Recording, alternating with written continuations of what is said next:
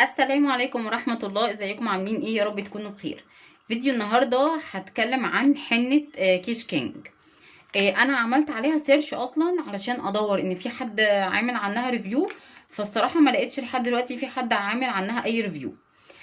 كله عامل ريفيو عن حنة نوبار الهندية. تمام.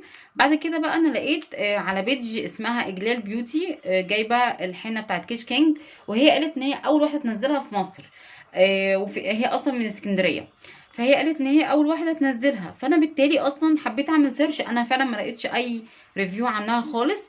فجبتها، كانت عاملة 25 جنيه. معرفش بقى، يمكن علشان هي جايبة جملة او كمية كبيرة فسعرها كده. هي كاتبة 25 بدل 85 عرض. فانا مش عارفة برضو الصراحة. المهم ان احنا هنعملها النهاردة مع بعض. هعمل التركيبة يعني او العجينة معاكم. وهقول لكم في نهاية الفيديو، هبقى مقسمة الفيديو على 2. هعمل معاكم العجينة وبعد كده هوريها لكم لما تخمر. وهقول لكم بقى في الاخر لما انا عملتها وغسلت شعري ايه النتيجة منها. هي المفروض ان هي حنة طبيعية، والمفروض ان هي بتحسن من الشعر. يعني بترطب الشعر مع الوقت. زيها زي حنة نوبار بالظبط. حنة نوبار كل اللي اتكلم عنها ما قالش عنها اي حاجة وحشة، بالعكس. قال ان هي حلوة جدا، وقال ان هي بترطب الشعر مع الوقت فعلا. وبتغذيه. بتساعد ان هي مثلا بتمنع القشرة مع الوقت. طيب تعالوا كده نقرا على الحنة. هي مكتوب عليها شوية كلام بالانجلش وكمان مترجم بالعربي. طريقة الاستخدام ان انا المفروض انقع المسحوق بتاع الحنة ده في مية من 4 ل6 ساعات. وبعد كده علشان يبقى معجون. واحطه على الشعر او على الايد حسب الرغبة. انا لو عايزة اعمله لون احمر فهعمله بالكركديه. لو عايزة اعمله لون بني فهعمله بالشاي وبالبن. تمام كده. وبنحط عليه شوية خل او شوية ليمون. حاجة حمضية علشان تثبت اللون اكتر على الشعر. فبيقول لي للاستعمال على الايد لون غامق وكثيف يوضع على الايد وما ينصحش ان احنا نغسله. ولو استعملناه على الشعر بيضاف المعجون على الشعر من 3 ل 4 ساعات، وبعد كده بيغسل بالماء وبنحصل على اللون اللي احنا عايزينه. طيب احنا النهارده هنعملها ازاي مع بعض، او هنعمل اللون ايه؟ انا شفت حاجات كتير قوي الصراحه. شفت اللي بيعملها بشاي، انا بتكلم عن الحنه النبار عامه. او الحنه العاديه. شفت اللي بيعملها بشاي، شفت اللي بيعملها بالقهوه. شفت مزيج بين البن والشاي. كمان شفت اللي بيحط عليها كركم عشان يخلي اللون كستنائي شويه. انا النهارده عايزه اللون يكون احمر شويه. وعلشان انا شعري من النوع اللي ما بيلزقش فيه اللون بسرعه. او عامه اللون ما بيلزقش في شعري بنسبه يعني بنسبه 50 او 60% بسرعه. انا ما سبختش قبل كده، فبالتالي الشعر مش من النوع كمان اللي بيستجاب بسرعه للالوان. فانا هعمله احمر علشان عارفه الاحمر ده ممكن يديني بني. لكن انا لو حبيت اعمله بني ممكن يديني على اسود شويه، فانا مش عايزه كده. تمام. فانا هستخدم النهارده ايه؟ هستخدم الكركديه. وهستخدم كمان اللون احمر او لون دم غزال. حبه صغيرين منه. علشان خاطر اتقل لون الكركديه شويه. مش بس كده، هضيف له شويه اعشاب مع الميه. علشان تغذي الشعر. تقويه شويه. انا كنت بستخدم حنه قبل كده جلوري، وعملت لكم برضو عنها ريفيو قبل كده. بس لقيت مع الوقت ان حنة جلوري اولا هي ما بتثبتش على شعري يعني لمدة شهر وبلاقي اللون راح. حتى لما بحط لها خل. كل مرة باخد فيها شاور، كل مرة بلاقي اللون موجود بينزل معايا. لقيت شعري بيتساقط بعديها بطريقة مش كويسة. ففعلا عملت برضو عن الموضوع ده سيرش، ولقيت ان هي فيها نسبة. يعني زي نسبة من الحجر الاسود اللي هو بيوقع الشعر مع الوقت. في ناس بيجي لها حساسية من الحجر الاسود ده. انا بيجي لي حساسية منه لما بعملها على الجسم. زي كأن جسمي محروق. يعني اول ما استخدمت اول مرة الحنة. فعلا جسمي ورم وزي كأنه كان فيه حبوب. وعلامة الرسمة كان على هيئة حرق او ورم. وراح بعد فترة كبيرة جدا، بعد حوالي سنة. وبعدين رجعت جربتها تاني بطريقة تانية وقلت يمكن كنت مستخدماها غلط. لقيت نفس الحكاية. فالحجر الاسود ده او المادة دي بتعمل حساسية لبعض الناس. فانا كنت بستخدمها على شعري حنة جلوري، ولكن مش بعملها على الفروة. فبالتالي الناس اللي عندهم حساسية من الحنة. او خايفة يبقى عندك حساسية من الحنة، جربي على حتة بسيطة قوي في شعرك او حتة بسيطة قوي في جسمك. ما تكتريش زيادة عن اللزوم. علشان الموضوع ما يقلبش معاكي ببعد الشر حساسية كبيرة او ورم. انا هتعامل مع الحنة دي كأنها حنة طبيعية زي ما هما بيقولوا. الحاجة التانية، انا جربت الحنة اللي هي من عند العطار، بتتعبني وبترهقني لان بيكون فيها كمية كأنها تراب رهيب جدا، بياخد وقت كبير عشان يطلع من الشعر. عطاني لون شعر جاي على برتقاني كده شوية، ما ادانيش اللون اللي انا عايزاه. انا في الاول وفي الاخر مستخدمة الحنة علشان خاطر اداري بيها شوية الشعر الابيض، الكام شعرية اللي طالعين، وفي نفس الوقت ادي لون كويس او لمعة حلوة للشعر. تعالوا بقى كده نجربها مع بعض ونشوف هنعملها ازاي، وهقول لكم في الاخر النتيجة كانت عاملة ايه. اول حاجه هنا انا هستخدم معلقه صغيره مليانه من الكركديه، وممكن تستخدمي كمان الميه بتاعه البنجر، وهستخدم معاها حوالي ربع معلقه كده من اللون الاحمر او اللون اللي هو دم الغزال. وهستخدم كمان نص معلقه صغيره من اكليل الجبل او الروزماري، ونص معلقه من الزعتر، ودي اعشاب عشان تقوي الشعر وكمان تدي ترطيب حلو للشعر.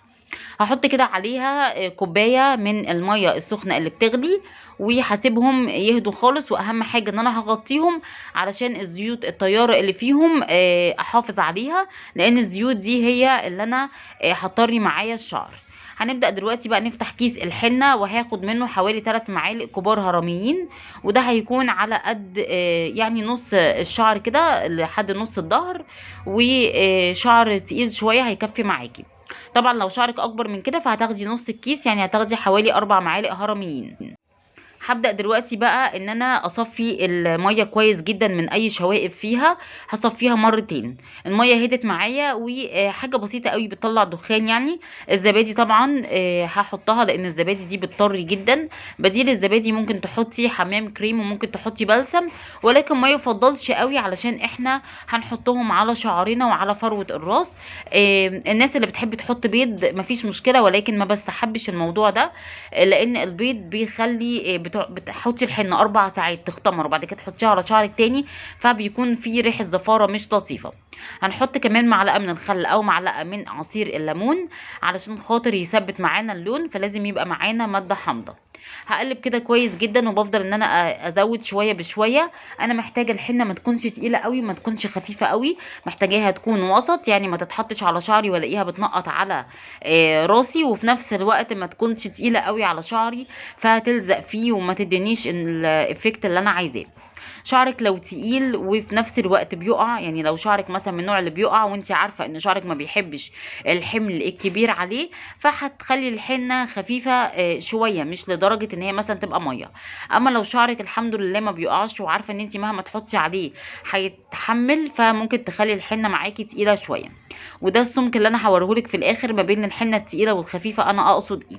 اهم حاجه ان انت تربي الحنه كويس جدا علشان الميه تتغلغل فيها كويس قوي وتاخدي القوام اللي انت عايزاه. هوريكي بقى دلوقتي القوام اللي انا عايزاه، وطبعا لما تخمر بتتقل معانا شويه كمان، فممكن نخففها مفيش اي مشكله. الحلو بقى اللي فيها ان هي فعلا بترمي معاكي كميه كتير جدا، يعني دول حوالي 3 معالق هرميين، ورموا معايا كميه حلوه اللهم بارك يعني. دلوقتي انا اخدت الكوبايه كلها الا ربعها، وهسيبها بقى دلوقتي تخمر بالسمك ده. انتوا شايفين السمك اهو خفيف وحلو، وهو ده اللي انا عايزاه. وبعد ما تختمر هشوف هتتقل معايا ولا لا. اهم حاجه ان احنا هنغطيها ونسيبها في مكان كده تخمر حوالي 4 ساعات او 6 ساعات، وبعد كده هوريكي لما تختمر. دلوقتي الحنة بقى معانا اختمرت، قعدت 4 ساعات. بصي اللون بتاعها غمق. طب ايه فايدة الخمران؟ الخمران بيخلي الحنة تتقل، وكمان بيخليها تغمق، فبيتجانس معاكي كل الالوان مع بعض كويس جدا، وبتاخدي اللون اللي انت عايزاه. انا طبعا حطيت لون احمر كركديه ولون احمر، وده هيديني انا لون بني، لان زي ما قلت لك شعري بياخد الدرجة الاقل، يعني الدرجة اللي بعديها لو انا عايزاه احمر هياخد الدرجة البني طالما انا عاملاه احمر، لكن لو انا كنت عاملاه بني هياخد معايا بعد كده الدرجة الاسود. انا هنا زودت حوالي معلقة كمان لان حسيت ان الحنة تقلت شوية. وده القوام اللي انا عايزاه، حلو قوي على شعري، وده القوام الخفيف اللي انا بتكلم عليه علشان خاطر شعري من النوع اللي بيقع، فانا مش عايزة يبقى في حمل تقيل على شعري. اول حاجه هنلبس جلافز في ايدينا، دي اول حاجه علشان نبدا ان احنا نحط الحنه على شعرنا.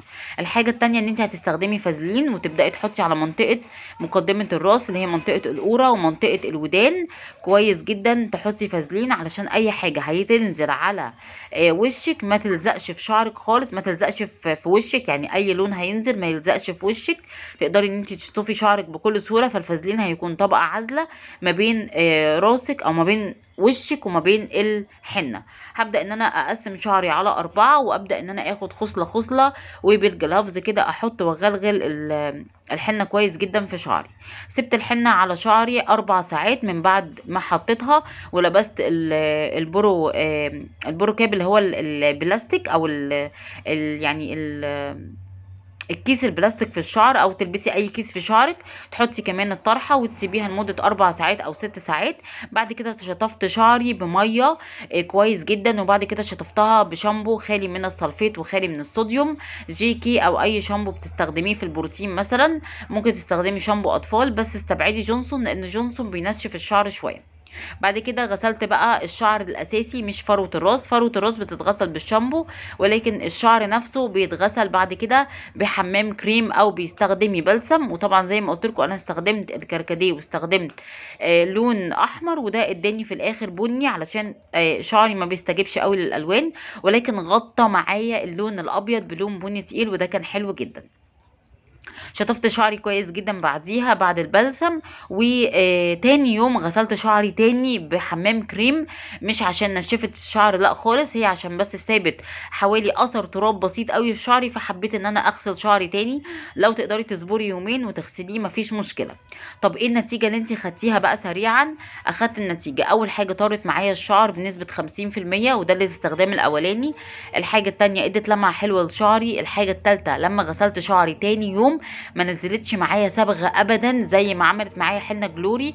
كنت لما اغسل شعري على مدار شهر ونص كان بينزل معايا صبغه، وكنت بلاقي كده البانيو كاني لسه صبغه شعري، فما كانتش حلوه خالص. ولكن دي تاني يوم فعلا ما ادتش معايا اي حاجه، يمكن نزلت مثلا لون بنسبه 5% اللي هو اثر الحنه اللي نزلت معايا مثلا او اللي ثبتت معايا من قبلها بيوم.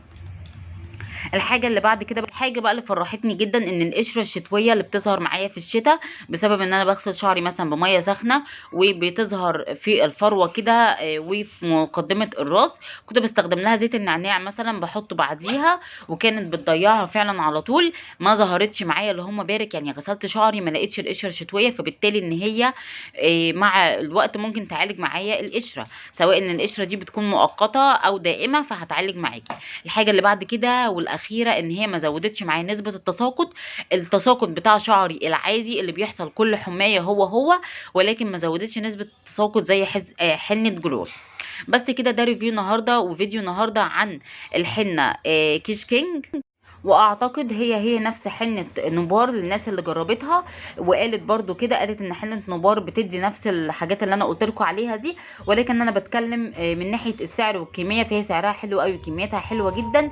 الحاجة اللي بعد كده اللي عايزة اقولها لك، يمكن انا اول واحدة اعمل عنها الريفيو ده، بس هي فعلا حلوة وتستاهل، وانا هجربها كل شهر على الاقل. ممكن اجربها كمثلا كانها ماسك للشعر، يعني ماسك للشعر كل شهر بيرطب الشعر حلو قوي. وكمان دارت معايا اللون الابيض اللي انا كنت عايزه اداريه في شعري. فيديو النهارده خلص، لو الفيديو عجبكم ما تنسوش لايك للفيديو، وكمان اشتراك في القناه وتعملوا شير علشان يوصل لاكبر عدد. اترككم في رعايه الله، والسلام عليكم ورحمه الله وبركاته.